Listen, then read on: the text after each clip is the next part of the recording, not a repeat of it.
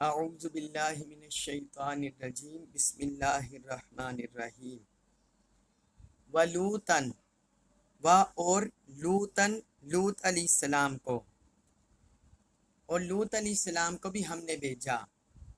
یہاں جو پیچھے فعل ہے وہ محذوف ہے، جو آیت نمبر 59 سے حضرت نوح علیہ السلام کے واقعے میں آ رہا ہے لقد ارسلنا نوحا، تو وہاں چونکہ فعل ذکر ہو چکا ہے کہ ہم نے بھیجا نوح علیہ السلام کو، اور آگے پھر اللہ تعالیٰ نے انبیاء اکرام کی بعثت کے ساتھ فعل کو ذکر نہیں کیا تو وہ محذوف ہے، چھپا ہوا ہے۔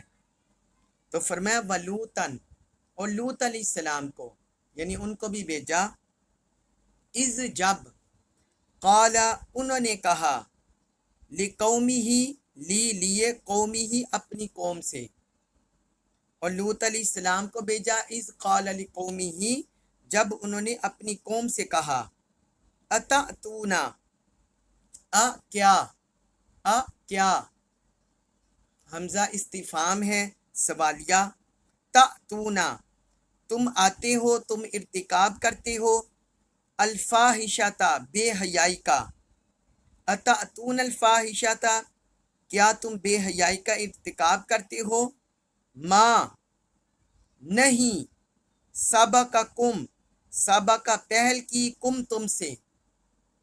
تم سے یہ پہلے کسی نے نہیں کیا، بیہا اس عمل کو، من سے احدن کسی ایک نے بھی، ما سبقکم بیہا من احدن تم سے پہلے کسی نے اس کو نہیں کیا تھا، من العالمین تمام اہل جہان میں سے، تمام روئے زمین کے بسنے والوں میں سے تم سے پہلے کسی نے بھی یہ عمل نہیں کیا تھا۔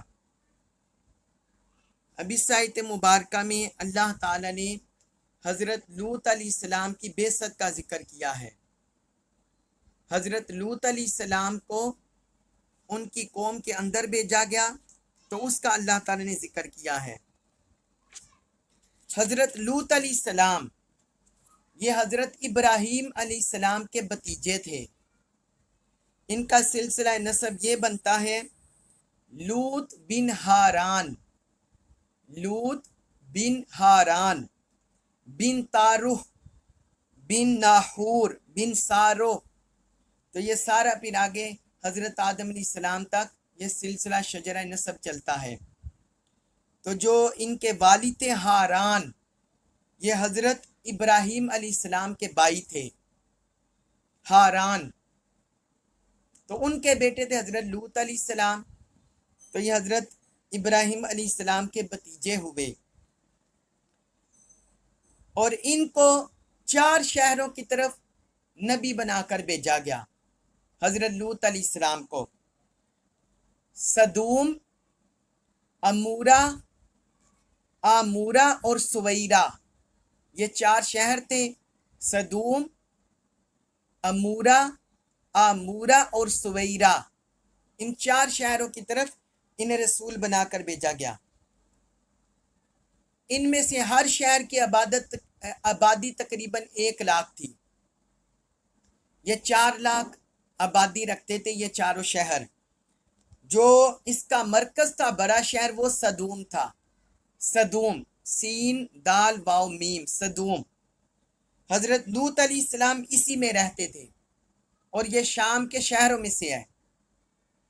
جب حضرت ابراہیم علیہ السلام نے شام کی طرف ہجرت کی تو حضرت ابراہیم علیہ السلام نے اپنا مسکن فلسطین کو بنایا، اور حضرت لوط علیہ السلام یہ سدوم کی طرف چلے گئے۔ آج کل اس علاقے کو شرق اردن کہا جاتا ہے، اردن کا جو علاقہ ہے مشرقی اردن، یہ اس دور میں سدوم کہلاتا تھا، تو اسے بولا جاتا ہے۔ یہ جگہ عراق اور فلسطین کے درمیان ہے، عراق اور فلسطین کے درمیان۔ اور محققین کہتے ہیں، ماہر ارضیات کہتے ہیں، اور محققین جنہوں نے اس بارے میں تحقیق کیا کہ حضرت لوط علیہ السلام کا کون سا علاقہ بنتا ہے، تو وہ کہتے ہیں کہ جو آج کل بحر مردار بحر مردار جو پایا جاتا ہے، جسے بحر لوت بھی کہتے ہیں، اردن کی جانب ہے بحر لوت یا بحر مردار، تو وہ کہتے ہیں کہ یہاں حضرت لوط علیہ السلام کی قوم آباد تھی، لیکن بعد میں یہاں پانی آ گیا، جب ان پر عذاب آیا اور ان کی بستی کو الٹ دیا گیا، تو یہاں پھر یہ بستی، یہ زمین تقریباً 400 میٹر سمندر کے اندر دھنس گئی، 400 میٹر تک معاذ اللہ سمندر کے اندر چلی گئی، اور یہاں پانی ابھر آیا۔ تو یہ بحر مردار کا وہ علاقہ ہے جہاں حضرت لوط علیہ السلام کی قوم پر عذاب آیا۔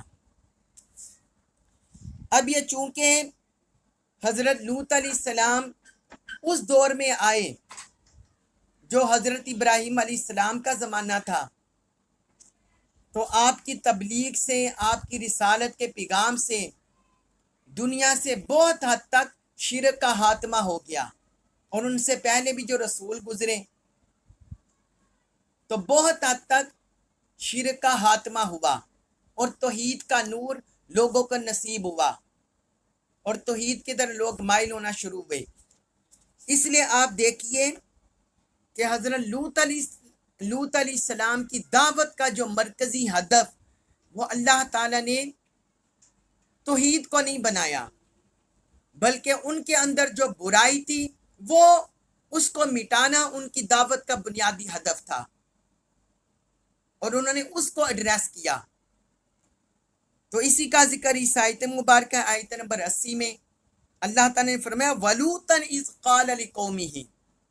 یہ قرآن کا اسلوب ہے کہ قرآن میں ہر جگہ سارا واقعہ نہیں دہرایا جاتا، بلکہ مخاطبین کو اور سامعین کو ان کی کیفیت کو ملحوظ رکھ کر درس دیا جاتا ہے، واعظ و نصیحت کی جاتی ہے، تاکہ جو مخاطبین ہیں، سامعین ہیں، وہ قرآن سے لیسن حاصل کر سکیں۔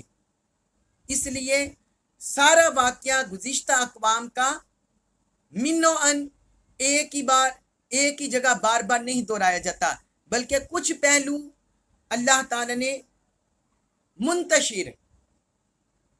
منتشر جگہوں پر ذکر کیے ہیں۔ تو یہاں بھی اللہ تعالی نے مختلف پہلوؤں کا اسی واقعے کا ذکر کیا ہے۔ تو فرمایا جب لوط علیہ السلام نے اپنی قوم سے فرمایا، ان کے اندر ہم نے بھیجا، اور انہوں نے اپنی قوم سے خطاب کیا، کیونکہ وہ بھی خاص قوم کی طرف آئے تھے، سدوم اور اس کے گرد و نواح کے شہروں کے رہنے والے کی طرف۔ ان کی نبوت بھی محدود تھی، زمانہ محدود تھا، علاقہ محدود تھا، اس لیے ان کی قوم کی طرف اشارہ کیا۔ تو انہوں نے اپنی قوم سے کہا اتاتون الفاحشۃ، کیا تم ایسی بے حیائی کا ارتکاب کرتے ہو ما سبقکم بہا من احد من العالمین، کہ تم سے پہلے اہل جہان میں سے کسی نے بھی اس کا ارتکاب نہیں کیا۔ تم ایسی فحاشی دنیا میں پھیلاتے ہو اور ایسی برائی کا ارتکاب کرتے ہو، یعنی مطلب تھا کہ تم اس برائی کو چھوڑ دو، تم اس برائی کا آغاز کرنے والے ہو دنیا میں، تم اسے پھیلانے والے ہو۔ انہوں نے اس برائی کو ایڈریس کیا اور اس برائی کو سد باب کیا۔ اللہ تعالی نے اس برائی کو مٹانے کے لیے انہیں دنیا میں بھیجا۔ آگے اس کا مزید تفصیل سے اس کا ذکر ہو رہا ہے آیت نمبر 81 میں، سورۃ الاعراف آیت نمبر 81 اس میں فرمایا انا بے شک تم لتاتونا، لام زب اللہ لام مفتوح تاکید کے لیے، لتاتونا تم ضرور آتے ہو، الرجال مردوں کے پاس۔ فرمائے انکم لتاتون الرجال، بے شک تم ضرور مردوں کے پاس آتے ہو، شہوتن نفسانی خواہش کے لیے، من سے دونی علاوہ، النساء عورتوں کے، تم عورتوں کو چھوڑ کر نفسانی خواہش کے لیے مردوں کے پاس آتے ہو، بلکہ انتم تم ہو قوم मुसरिफून हद से गुजरने वाले, बल अंतुम कौम मुसरिफून, बल्कि तुम हद से गुजर जाने वाली कौम हो, हद से गुजर जाने वाले लोग हो। अब इस आयत मुबारका में जिस बुराई की तरदीद के लिए और जिस बुराई को मिटाने के लिए हजरत लूत अलैहिस्सलाम की बेइज्जत हुई, अल्लाह ताला ने उसका जिक्र किया है। फरमाया कि तुम औरतों को छोड़कर शहवत की खातिर तुम मर्दों के पास जाते हो।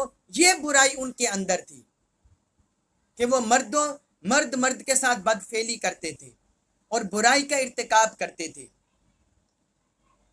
अब अल्लाह ताला ने फितरी तौर पर इंसान के अंदर ये मादा रखा है, ख्वाहिशात नफसानिया का, नफसानी ख्वाहिश का ये मादा इंसान के अंदर रखा गया है, लेकिन उसकी तस्कीन के लिए अल्लाह ताला ने, अल्लाह के रसूल ने वो निकाह का एक जरिया बनाया है, निकाह का एक जरिया कायम किया है और निकाह का एक तरीका बताया है कि इंसान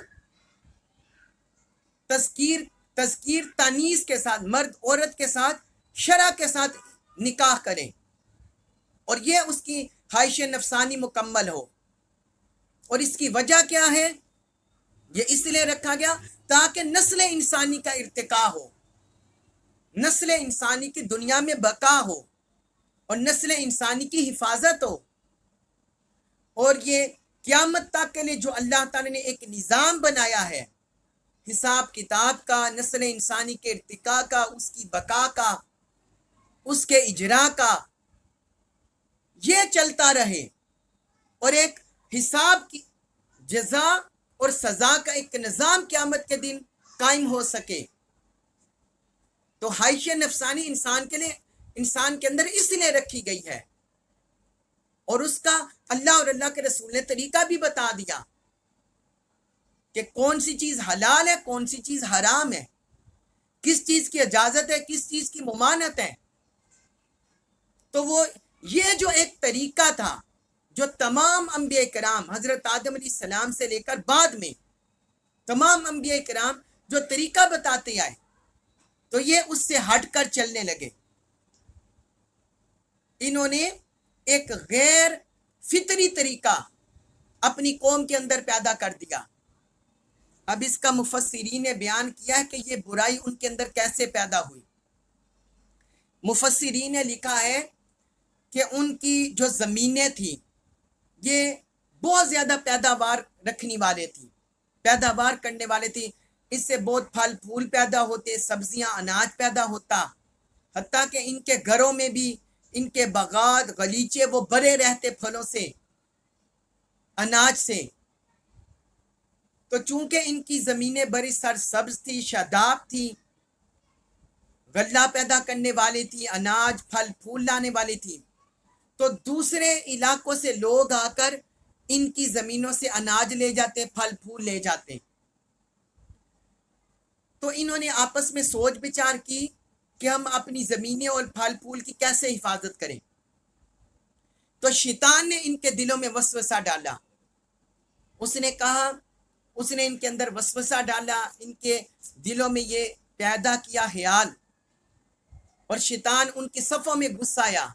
बाज़ रिवायात में आता है कि वो एक बुरे की सूरत में उनके अंदर आ गया और उन्हें कहने लगा कि ये दूसरे लोग तुम्हारी ज़मीनों से ये फल चुराने से और ले जाने से बाज नहीं आते, तुम इस तरह करो, इनके सज़ा के तौर पर इनसे ये बुराई करो, माज़ल अस्तगफिरुल्लाह, ये इनके साथ बदकारी और बदफेली करो और इन पर जुर्माना भी करो, इन पर जुर्माना भी करो, 4 दिरहम जुर्माना भी। तो उन्होंने इस तरह अपनी कौम के अंदर ये आगाज किया। फिर आहिस्ता आहिस्ता वो इसके आदी होना शुरू हो गए, हत्ता कि वो उनकी हड में, उनकी फितरत में रच बस गया, आज उनकी फितरत सानिया बन गया। तो जब हजरत लूत अलैहिस्सलाम ने उन्हें दावत दी और बताया कि इस हराम कारी को छोड़ दो और बाज आ जाओ, और उन्होंने कहा बल अंतुम कौम मुसरिफून, कि तुम हद से बढ़ जाने वाले हो। जो अल्लाह ताला ने, अल्लाह के रसूल ने انبیاء نے ایک فطری طریقہ بتایا ہے جو نسل انسانی کی حفاظت کے لیے ہے، تم اس کے خلاف اڈاپٹ کر رہے ہو اور غیر فطری طریقہ، غیر شرعی طریقہ حرام کام کی طرف جا رہی ہے، حد سے تجاوز کرنا ہے۔ پھر اس کے اندر دیکھیے کہ نفسیاتی بیماریاں ہیں، نفسیاتی بیماریاں ہیں اور جسمانی بیماریاں بھی ہیں۔ وہ تو ایک فطری شرعی طریقہ ہے، اس سے انسان کی خواہش کی تسکین بھی ہوتی ہے اور انسان کئی طرح کی بیماریوں سے، ظاہری و باطنی بیماریوں سے محفوظ ہو جاتا ہے۔ جبکہ اس طرح غیر فطری برائی کرنے سے انسان طرح طرح کے نفسانی، مادی، جسمانی، روحانی کئی طرح کی بیماریوں میں مبتلا ہوتا ہے، عوارض میں مبتلا ہوتا ہے، سوزاک کی بیماری، کئی اس طرح کی اور بیماریاں پیدا ہوتی ہیں۔ اور پھر جو فاعل اور مفعول کے درمیان ایک عداوت کا ماحول پیدا ہوتا ہے، یہ ایک معاشرتی بیماری ہوتی ہے، معاشرتی فتنے پیدا ہوتے ہیں۔ اور پھر جو انسان اس عمل سے شیطان حیوانی پستی سے بھی دور جا گرتا ہے، تو اس لیے حضرت لوط علیہ السلام نے فرمایا بل انتم قوم مسرفون، بلکہ تم حد سے تجاوز کرنے والے ہو، یہ سارا طریقہ اڈاپٹ کر کے، غیر فطری، غیر شرعی، غیر اسلامی۔ آگے فرمایا سورۃ الاعراف آیت نمبر 82 میں فرمایا وما اور نہ کانا تھا جواب قومی ہی، ان کی قوم کا، وما کانا جواب قومی ہی، اور ان کی قوم کا جواب نہیں تھا، الا مگر ان یہ کہ قالو وہ کہنے لگے احرجو تم نکال دو، تم انہیں نکال دو، من سے قریاتی بستی کم اپنی، الا ان قالو احرجوہم من قریاتکم، ان کی قوم کا صرف یہ جواب تھا کہ تم ان کو اپنی بستی سے نکال دو، انا بے شک ہم وہ، اناسن لوگ ہیں، یتطہرون پاکیزگی کے طلبگار، پاکیزگی طلب کرنے والے، انہم اناس یتطہرون بے شک یہ لوگ بڑی پاکیزگی کے طلبگار ہیں۔ حضرت لوط علیہ السلام نے تو انہیں بلائی کی طرف بلایا، انہیں خیر کی طرف بلایا، اللہ کے کلام کی طرف بلایا، اللہ کے شریعت کی طرف بلایا، مگر وہ لوگ، ان کے اندر برائی اتنی رچ بس گئی تھی ان کی نسوں میں، ان کے خون میں، کہ ان کی ساری قوم کہنے لگی، آپ اندازہ کریں، معاذ اللہ استغفر اللہ، اتنی ان کی قوم برائی کی، اس برائی کی رسیا ہو گئی تھی، وہ ساری قوم کہنے لگی۔ فرمایا وما کان جواب قومی ہی، ان کی قوم کا یہ جواب تھا۔ آپ دیکھیں پچھلی 3 اقوام کے ہم حالات پڑھ چکے ہیں، وہاں سرداروں کا ذکر تھا، اور یہاں اللہ تعالیٰ نے ان کی قوم کی مخالفت کا ذکر کیا، یہ برائی ان کے اندر اتنی بڑھ گئی تھی، معاذ اللہ استغفر اللہ۔ ساری قوم کہنے لگی الا ان قالوا احرجوہم من قریاتکم، کہنے لگے اپنے لوگوں سے کہ یہ تمہیں بلائی کا درس دیتے ہیں، تمہیں خیر کی طرف بلاتے ہیں، تم اس طرح کرو، انہیں بستی سے نکال دو، انہیں اپنے علاقے صدوم سے، اپنی علاقوں سے نکال دو، انہیں علاقہ بدر کر دو۔ اور پھر آگے تانا زنی کرنے لگے، مزید کہنے لگے انہم اناس یتطہرون، یہ لوگ بڑی پاکیزگی کے طلبگار ہیں۔ آپ اندازہ کریں، یتطہرون، طہارت ایک پاکیزہ صفت ہے، اللہ اور اللہ کے رسول نے طہارت کی تعریف کی ہے۔ اللہ تعالیٰ نے قرآن میں کئی مقامات پر فرمایا ہے ان اللہ یحب التوابین و یحب المتطہرین، مختلف الفاظ میں فرمایا بے شک اللہ تعالیٰ توبہ کرنے والوں کو پسند کرتا ہے اور وہ پاک رہنے والوں کو پسند کرتا ہے۔ تو طہارت رکھنے والے، پاکیزہ لوگ، یہ تو اللہ کو پسند ہے، اللہ کے محبوب ہیں، لیکن ان کے اندر وہ برائی میں اس قدر مائل ہو گئے تھے، کہنے لگے یہ بڑے پاکیزہ صفت لوگ ہیں، یہ پاکیزگی کو پسند کرنے والے لوگ ہیں، تم انہیں اپنی بستی سے نکال دو، معاذ اللہ استغفر اللہ۔ اتنا وہ رسیا ہو گئے تھے۔ اب یہ جو قوم لوط عمل یہ کرتے تھے اغلام، اس اصطلاح میں اس عمل کو بولتے ہیں مردوں کی مردوں کے ساتھ بدفعلی، اغلام۔ اللہ حضور صلی اللہ علیہ وآلہ وسلم نے احادیث مبارکہ میں بھی اس عمل کی مذمت کی ہے۔ حضرت عبداللہ بن عباس رضی اللہ عنہ بیان کرتے ہیں کہ رسول اللہ صلی اللہ علیہ وآلہ وسلم نے فرمایا، جن لوگوں کو تم قوم لوط کا عمل کرتے پاؤ، جن لوگوں کو تم قوم لوط جیسا عمل کرتے ہوئے پاؤ تو فاعل اور مفعول بھی دونوں کو قتل کر دو، وہ فعل کرنے والا اور جس کے ساتھ فعل کیا جا رہا، فرمایا دونوں کو قتل کر دو۔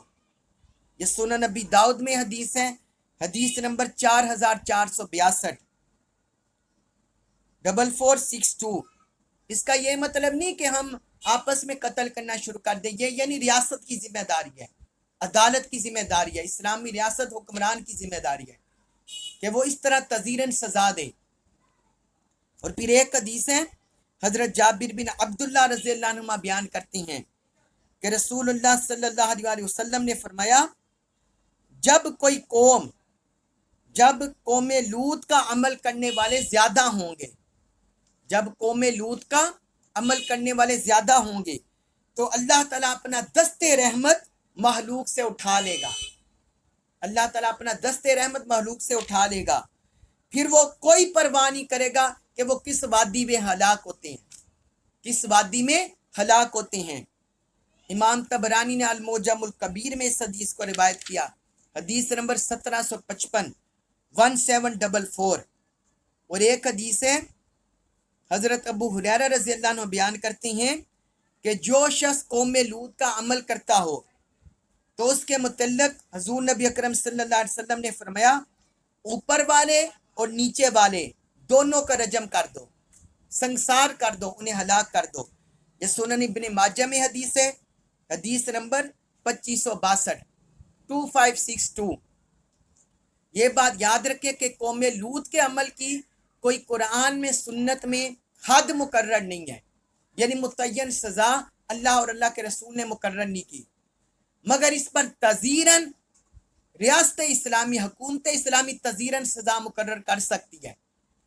اس پر فقہ احناف نے بیان کیا، امام ابو یوسف رحمۃ اللہ علیہ وہ کہتے ہیں کہ اگر کوئی کنوارا ہو، غیر شادی شدہ، اگر وہ کوئی یہ عمل کرے اسے 100 کوڑے مارے جائیں، اور اگر شادی شدہ یہ عمل کرے تو اسے سنسار کیا جائے، یعنی پتھروں سے ہلاک کیا جائے۔ اور پھر ایک روایت میں فتح القدیر میں، اس میں یہ قول ہے فقہا کا، اگر کوئی شخص بار بار یہ فعل کرے تو اس پر فتویٰ ہے کہ اس کو قتل کیا جائے، یعنی اسلامی ریاست اسے یہ سزا دے، اسلامی ریاست اسے یہ سزا دے۔ امام شامی نے رد المختار میں یہ اقوال درج کیے ہیں۔ تو یہ احادیث میں اور فقہا نے یہ سزا بیان کی ہے کہ جو یہ عمل کرے ان کو یہ سزا دی جائے، تاکہ معاشرہ اس برائی سے پاک ہو اور معاشرے میں طہارت، پاکیزگی یہ پھلے پھولے اور ہر طرح کا فتنہ، ہر طرح کی برائی جڑ سے کاٹ دی جائے۔ تو قوم لوط اس عمل سے باز نہ آئی، تو پھر ان کا کیا انجام ہوا؟ وہ آیت نمبر 83 میں ہے، 83 میں، سورۃ الاعراف آیت نمبر 83، اس میں اللہ تعالی نے فرمایا فَأَنْجَيْنَاهُ، پس انجینا ہم نے نجات دی، ہو اسے، ہو ضمیر واحد کیا، یہ حضرت لوط علیہ السلام کی طرف اشارہ ہے۔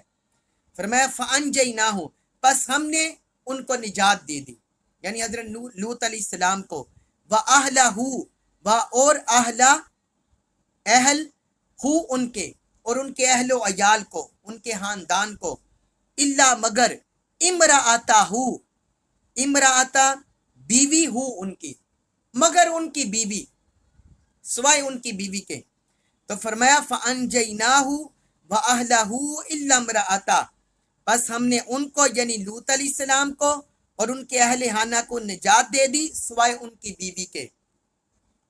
کانت وہ تھی من الغابرین، من سے الغابرین عذاب میں پڑے رہنے والوں میں سے، وہ عذاب میں پڑے رہنے والوں میں سے تھی۔ تو جس وقت ان پر عذاب آیا، وہ عذاب کی کیفیت آگے ذکر ہو رہی ہے، تو یہاں اللہ تعالی نے ذکر کیا کہ جب ان پر عذاب آیا تو ہم نے حضرت لوط علیہ السلام کو اور ان کے اہل خانہ کو نجات دے دی۔ آپ دیکھیے کہ پچھلی بھی اقوام پر جب عذاب آیا تو اللہ تعالی نے پہلے نبی کی نجات کا ذکر کیا اور ساتھ نبی کی نسبت سے ان کے ماننے والوں کا ذکر کیا۔ تو یہاں بھی اللہ تعالی نے یہی ذکر کیا کہ ہم نے ان کو نجات دی، لوط علیہ السلام کو، اور ان کے جو ایمان لانے والے تھے ان کے اہل خانہ، ان کا علیحدہ ذکر کیا، مگر نبی کی نسبت سے ذکر کیا۔ تو اس سے ہمیں یہ بھی پتہ چلا کہ نبی اور باقی اقوام یہ مقام میں منصب میں جدا جدا ہوتے ہیں۔ نبی کا مقام علیحدہ ہوتا ہے، ان کے ماننے والوں کا علیحدہ ہوتا ہے، اس لیے اللہ تعالی نے جدا گانا دونوں کا ذکر کیا، ملا کر ذکر نہیں کیا۔ اور دوسری بات یہ بھی پتہ چلی کہ نبی کی نسبت سے ہی قوم نجات پاتی ہے، قوم کو عذاب سے نجات نبی کی نسبت سے ہی ملتی ہے۔ جو قوم اپنی نبی کے ساتھ جڑی رہتی ہے، تعلق قائم رکھتی ہے، برقرار رکھتی ہے، اپنے نبی کو فالو کرتی ہے، محبت کرتی ہے، اطاعت اتباع کرتی ہے، وہی قوم عذاب سے نجات پاتی ہے۔ تو حضرت لوط علیہ السلام کے اس سے بھی ہمیں یہی پتہ چلا۔ تو فرمایا اللہ تعالی نے ہم نے انہیں اور ان کے اہل خانہ کو نجات دے دی، مگر ان کی بیوی کے، ان کی بیوی عذاب میں گرفتار ہو گئی۔ کیوں عذاب میں گرفتار ہوئی؟ کیونکہ وہ اپنی قوم والوں کے ساتھ تھی۔ وہ حضرت لوط علیہ السلام پر کما کو ایمان نہیں لائی تھی اور اپنی قوم کے ساتھ ملی ہوئی تھی۔ جب حضرت لوط علیہ السلام کے ساتھ مہمان آئے فرشتوں کی شکل میں، وہ اللہ تعالی نے بھیجے تھے حضرت جبرائیل علیہ السلام کو اور باقی فرشتوں کو کہ انہیں بتائیں، عذاب کے بارے میں بتائیں۔ تو چونکہ وہ بڑے خوش شکل آئے تھے تو ان کی بیوی نے جا کر اپنی پیچھے جا کر قوم کو اس نے چغلی کر دی، اس نے جا کر بتایا کہ یہ خوش شکل نوجوان آئے ہیں حضرت لوط علیہ السلام کے گھر۔ تو اس طرح وہ مخالف تھی، نافرمان تھی حضرت لوط علیہ السلام کی۔ تو اللہ تعالیٰ نے دیکھیں چونکہ ان کی بیوی کے دل میں بغض تھا، اناد تھا، نبی پر ایمان نہیں لائی تھی اور دل سے نہیں مانا تھا، تسلیم نہیں کیا تھا، اس لیے اللہ تعالیٰ نے اسے بھی عذاب میں گرفتار کیا۔ فرمایا ان کی بیوی کو چھوڑ کر باقی سارے اہل خانہ عذاب سے نجات پا گئے، باقی سارے اہل خانہ عذاب سے نجات پا گئے۔ تو اس سے ہمیں پتہ چلنا چاہیے کہ بے شک نسب کی اہمیت ہے، نسب کی فضیلت ہے، لیکن کوئی بھی عالی نسب اس وقت کام آتا ہے جب نبی کے ساتھ محبت کا، ادب کا، ایمان کا رشتہ ہو۔ اگر ایمان نہ ہو تو پھر نسب کام نہیں آتا، اور اگر غداری ہو تو تب دگنا، تب مزید عذاب ملتا ہے، عام لوگوں سے بڑھ کر عذاب ملتا ہے، کیونکہ وہ نبی کے نافرمان ہوتے ہیں۔ اس لیے اللہ تعالیٰ نے فرمایا کہ ان کی بیوی کو چھوڑ کر ان کے اہل خانہ کو ان کے ساتھ نجات دے دی۔ کانت من الغابرین، وہ عذاب میں پیچھے رہنے والوں میں سے تھی۔ اس کے بعد فرمایا سورۃ الاعراف آیت نمبر 84، اس میں مضمون یہ واقعہ لوط مکمل ہو جاتا ہے۔ فرمایا وَأَمْطَرْنَا، اور امطرنا ہم نے بارش کر دی، علیہم علی اوپر ہم ان کے، وَأَمْطَرْنَا علیہم اور ہم نے بارش کر دی ان پر، مطرن فعل ہے امطرنا، اسی کا مصدر ہے مطرن۔ جب کسی فعل کی تاکید پیدا کرنی ہو تو عربی زبان کا اسلوب ہے کہ اسی فعل کا مصدر ذکر کیا جاتا ہے، یعنی انگلش میں سمجھے کہ اسی ورب کا اوریجن ذکر کیا جاتا ہے. تو اللہ تعالیٰ نے فرمایا وَأَمْطَرْنَا عَلَيْهِمْ مَطَرًا، اور ہم نے ضرور ان پر بارش کی. وہ کون سی بارش تھی؟ معاذ اللہ سنگساری، پتھروں کی بارش. تو فرمایا فنظر، بس آپ دیکھیں، کیفا کیسے، کانا ہوا، عاقبت و انجام، المجرمین مجرموں کا. فانظر کیف کان عاقبت المجرمین، سو آپ دیکھیے کہ مجرموں کا انجام کیسا ہوا. تو یہاں اللہ تعالیٰ نے جو حضرت لوط علیہ السلام کی قوم پر عذاب ہے اس کا ذکر کیا. فرمایا کہ ہم نے ان پر بارش کر دی. تفاسیر میں آتا ہے کہ ان پر گندک اور آگ سے، جو گندک تیزاب اور اس طرح جو آگ کے تیزابی ہوتے ہیں، گندک اور آگ کا مرکب جو پتھر تھے وہ ان پر برسائے گئے. معاذ اللہ استغفر اللہ، اتنا سخت عذاب ہے. اور مفسرین نے یہ بھی بیان کیا ہے کہ جب ان پر عذاب آیا تو پہلے حضرت جبرائیل علیہ السلام نے جب رات کا پچھلا پہر ہوا تو ایک ہیبت ناک چیخ نے اہل صدوم کو تہو بالو کر دیا. ہیبت ناک چیخ ہوئی اور وہ اوپر نیچے ہو گئے اہل صدوم کے رہنے والے. تو حضرت جبرائیل علیہ السلام نے اپنے ہاتھ سے وہ بستی کے نیچے ہاتھ ڈالا، اسے پھر آسمانوں تک اٹھایا اور پھر الٹ کر اس بستی کو الٹ دیا، اس بستی کو پلٹ دیا، الٹا کر پٹخ دیا زمین پر. اتنا سخت معاذ اللہ استغفر اللہ عذاب ہے. اللہ تعالی ہماری حفاظت فرمائے، پناہ عطا فرمائے. اور پھر اوپر سے پتھروں کی بارش ہوئی، پھر اوپر سے گندک کی اور تیزاب آگ کے پتھروں کی یہ بارش ہوئی اور ان کا نام و نشان مٹا دیا گیا. تو فرمایا اے پڑھنے والے سننے والے، فانظر کیف کان عاقبت المجرمین، دیکھو کہ مجرموں کا انجام کیسا ہوا، جنہوں نے اپنے رب کی نافرمانی کی، اپنے نبی کی تعلیمات کو جھٹلایا، ظلم کرتے رہے، جبر کرتے رہے، اپنی من مانی کرتے رہے، نفسانی خواہشات پر چلتے رہے، برائیوں کو سامنے رکھا، برائیوں کی ترویج کرتے رہے. تو کہا دیکھو دیکھو ان کا انجام کیسا ہوا ہے. اے دیکھنے والے انسان، غور کر کے ان کا انجام کیسے ہوا ہے.